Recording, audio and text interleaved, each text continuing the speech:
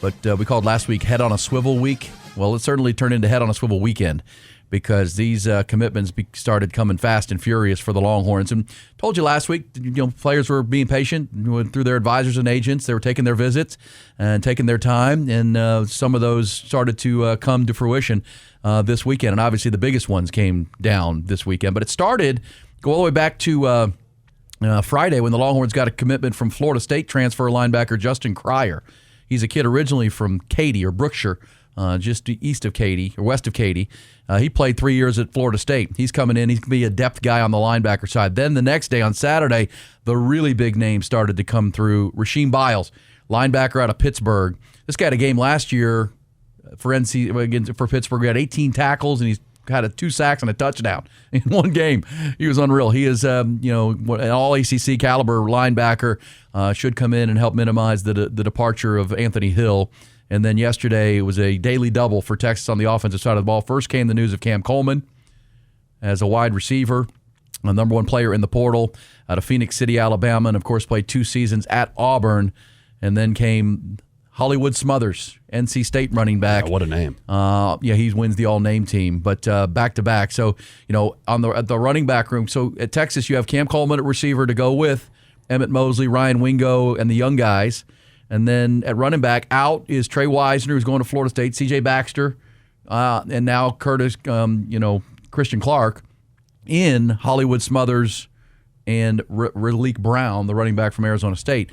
Both are dynamic, explosive playmakers. So that's what went down this weekend. Total of 13 commitments now for Texas, and we'll recap them all. But right now, let's go to the Game Time Hotline and get some expert opinion on these commitments, including the offensive skill players and the weapons that Texas is adding with our good friend Rod Babers of On Texas Football. See him there all the time with breaking news and the shows there on Texas Football and, of course, on the Third and Longhorn podcast. He is a lifetime Longhorn. Rod, how are you, buddy? I'm doing great, man. How you doing, Eddie? Doing good, my friend. Busy weekend for you guys. I was jumping on there and watching you guys every time something would break, including the Cam Coleman news yesterday. Let me start with this. From your defensive back perspective, who watches a lot of film and deep dive, film study, what's Cam Coleman? What do you, when you watch him and study him, what type of wide receiver, how would you attack him as a DB?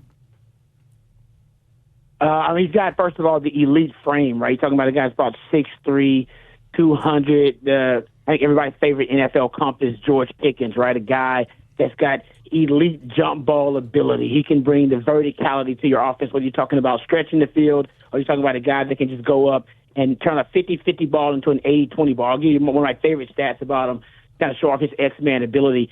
If you talk about contested targets, basically means a DB's got you covered. But you just go up and boss them, right? Yeah. You go up and make the play regardless. He leads the country in contested catches. He's got 9 of those on deep targets. So we're talking about 20-plus yards down the field on a contested target. So deep contested targets. Nobody in the country has more receptions on deep contested targets than Cam Coleman. All right, that's because when you we turn that guy into basically a one-on-one situation. When you do have that, he's open even if the DB has him covered. That's my favorite aspect of his game. He also, I think, is underrated in terms of his red zone ability. They didn't throw to him enough in the red zone. You guys watched Auburn. Auburn's a very inefficient, borderline incompetent offense, honestly. And in the red zone, I think he had 10 targets in the red zone, and he had 1 touchdown. I think he had 1 other reception for 8 yards. Thinking to yourself, well, that's not much at all. He actually forced 3 PIs on those 10 targets in the red zone. So essentially, 5 out of those 10 targets in the red zone, 50% of the time, you ended up with a positive result for the offense. That's what kind of presence he has, and I think he'll force a lot more of those down the field, too. I think he's going to be great on third down for Texas as well. I don't think Auburn used him enough in those third down situations, third and long situations. And what I would do with him with Texas, I would isolate him, right? I would go, isolate him on the side of a 3-by-1 or a bunch formation, force the defense into making a difficult decision. Are you going to load the box against this new dynamic run game we got, which we'll talk about later with Smothers and Brown, or are you going to double Cam Coleman, or you're going to roll coverage to the bunch or to the strength of the formation when I got 3 receivers over there? I'm going to force you to make that decision every down, and you're definitely going to choose wrong half the time. No doubt about it. Great analysis usually by Rod, and that's where Sark, he can get in his bag with the play calling with these weapons. And Ryan Wingo, of course, planning to be a Texas receiver along with Cam Coleman, two big physical receivers. You've got Emmett Mosley, who's kind of a technician at wide receiver, great hands and route running, and the young guy, Khalil Lockett, who had the big Citrus Bowl. But Rod, you and I were doing the On Texas Football watch-along this last day of the year for Texas and Michigan. It was that fourth quarter and the second half, Texas trying to win this game, and I think it was you that glossed it. What's the play here? Arch is the play, right? It became Arch is the play. Like Arch just has to either scramble and make a play or run 60 yards and make a play. Safe to say Sark understands that, and he's got this emerging quarterback who's got kind of this Josh Allen kind of skill set that can make things happen with his arm and his legs, but now you're putting elite weapons around him. That makes Arch and his ability to run, scramble, and scramble drill even scarier.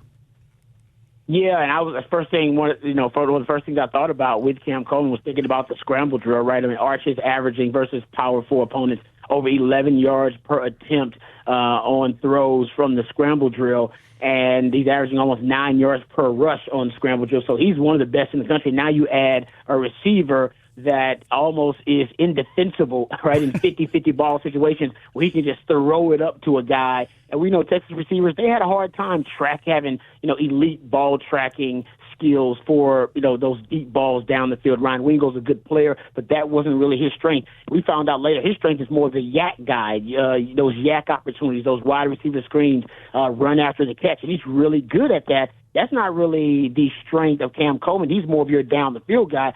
So I think now you actually have a perfect complement of wide receivers and what roles they can play. Your vertical deep threat, that's Cam Coleman. Everybody knows that. Your short intermediate guy that can get you your yak yardage and your rack yards, that's going to be Ryan Wingo. We found it out late last season. And I think Emmett Mosley is going to be that savvy intermediate weapon for you that DeAndre Moore can be. Now, who's going to play the slot? Could just be Emmett Mosley. You could have a big slot, but they could go with this young kid, Jermaine Bishop, and give him a little bit more run and expedite his development because I hear he's a playmaker too. Either way, you are going to be extremely explosive in the passing game next season.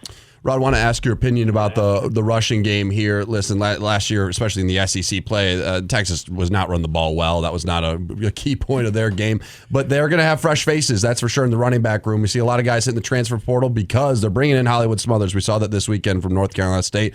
Raleek Brown as well from Arizona State. And Derek Cooper, can't forget, he's coming in, one of the highly ranked running backs out of the state of Florida. I want to get your opinion of what these guys are going to be for this team. Rush game is important, obviously, to Sark. Want to just get your opinion other than just Arch running the football. Yeah, no doubt. I mean, this was the worst running game Sark has had as a play caller, and I think it was important that Sark wanted to get back to having an explosive running game. This duo is actually going to remind a lot of Longhorn fans of 2024 with Jaden Blue and Trey Wisner. Longhorn fans don't realize about that duo, and Sark has always said it, that a running back is the most underutilized position in the passing game for him, a weapon in the passing game for him. They both were top 10 in running back targets in all of college football. Trey Wisner and Jaden Blue, I think both of them had close to like 50 targets. I think you're going to get that in this with this duo as well with Raleek Brown and Hollywood Smothers. Both of those guys top 20, I think top 22 actually in running back targets. I think that'll increase in Sark's offense. Both will be really good with that dynamic, but you're adding the explosivity back in the backfield. I'll give you a couple of stats, guys, that I love. So if you're talking about Hollywood Smothers, he is tied for top 10 in the Power 4 in 20-plus yard rushers, 30-plus yard rushers, 40-plus yard rushers, and 50-plus yard rushers. Right? Wow. And Raleek Brown is top 10, if you look at it, in 20-plus yard rushers in the Power 4 and 50-plus yard rushers. He kind of jumps back up there. He's got 3 of those. So I think what you're adding back to the offense is the explosive element, and you're going to have the +1 in the running game with Arch. They're going to add the read element, the quarterback run element to everything, inside zone, outside power. And if you look at it, your averages, yards per rush, are always better when you add the read element, the quarterback run element. So I just think the running game overall now is just going to be, you're going to have more big plays, more chunk yards plays. You missed that last year. Last year you only had 12 20-plus yard runs overall for the whole team, guys. 12 20-plus yard runs. Raleek Brown had 12 of them on his own last year. Wow. Yeah, well, that's now they also got in Michael Masunis, the inline tight end blocker, to go with Nick Townsend at that position, and obviously the announcement of Trevor Gooseby, Connor Robertson on the O-line. Texas did add the Oregon State offensive line commitment, the interior guy Justin Sikorsky, and they're still working to solidify the interior O-line, but the offense, the roster really taking shape now. Rod Babers is with us from On Texas Football on the Third and Longhorn podcast. Rod, let me ask you about the defensive guys quickly. Obviously the Pitt linebacker who committed on Saturday, huge. I mean, this is an all-ACC kind of player that can bring that disruptive nature to the linebacker spot. What have you seen from him on film? And the corner that committed all the way back on Monday of last week, Bo Masco out of Rutgers. I love both of these pickups. Start with Bo Masco. He's going to start opposite Cade Phillips, in my opinion. He actually was a really good playmaker in high school in terms of making plays on the football. Hasn't made that many plays on the football at Rutgers in the last couple of years. I think that's because the pieces around him just weren't effective enough. They had one of the worst, if not the worst, pass rush in all the Power Four last year. He'll have now one of the best, if not the best, pass rush in college football to help him as a defensive back, and trust me, that makes a big difference. They played top 20 man coverage rate in college football the last couple of years there at Rutgers. Mark Orfe has a connection with Bo Masco, too, from his time there at Rutgers. But I think Texas wants to play a little bit more man coverage. I've been saying that the last couple of years. They did increase that man coverage rate this year. Athletes like Cade Phillips, those kind of players, I think that's what they want to do, and be more physical and be more aggressive. So I think that fits right into what their mentality is. So I like him as a player. He's physical. His best game of the season last year, guys, against Ohio State. All right, so his best game of the season was when he played against the best receiving corner that he has faced all season, and he had his best game. He was unbelievable. So I like him, and I love the linebacker, Rasheem Biles. Guys, he's a stud. He's undersized.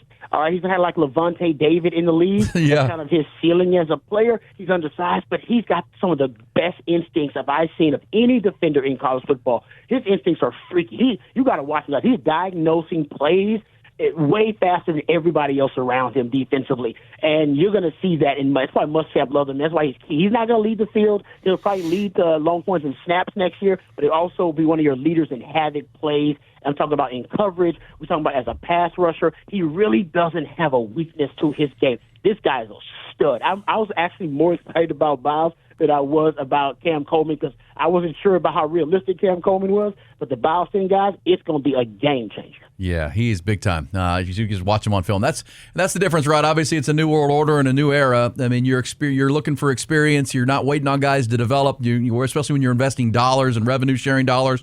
You want guys that you've seen on film, and you can watch these guys perform at whether it's a running back or receiver like Cam Coleman, players like Bat Masco and Biles you just mentioned, and against Power 4 competition against really good teams, and that's the difference in this era of college football. Well, what other positions? Where are you looking, Rod, now for any other areas of target? Interior O-line I mentioned, maybe some more linebacker depth. What are keys for you in these last few portal additions the Longhorns make in the coming week? Yeah, I feel like the only need is interior O-line. I feel like everything else is a luxury, and like you want some more depth at receiver, or you want a big physical running back that can be more of a downhill thumper for you. Maybe you want another edge rusher or another linebacker, and then depending on that, you can move Brad Spence to off ball, or you can put him on the edge. I would like another safety, maybe another DB, potentially a veteran back there. That I know you got Derek Williams coming back. But I'd like somebody kind of Makuba-ish who's comfortable in space and that you can drop in the center field and who can cover. But I think those are luxury items right now. Your need is interior O-line, and I hope that's where they focus their efforts is O-line.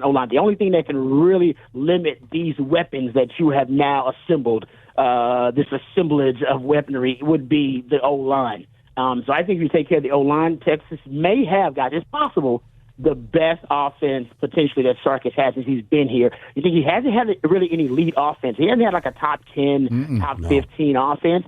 You got that potential with this group, but the O-line is the only thing that could really hold it back. Rod B., it's good to hear you, my brother, and we'll talk again soon. Watch him on Texas Football. He's there all the time, breaking news, breaking it down as only he can on Texas Football on YouTube and on social media, also on the Third and Longhorn podcast. Thank you, Rod. Thanks, Rod. All right. Thanks, gentlemen. Have a good morning. There you go.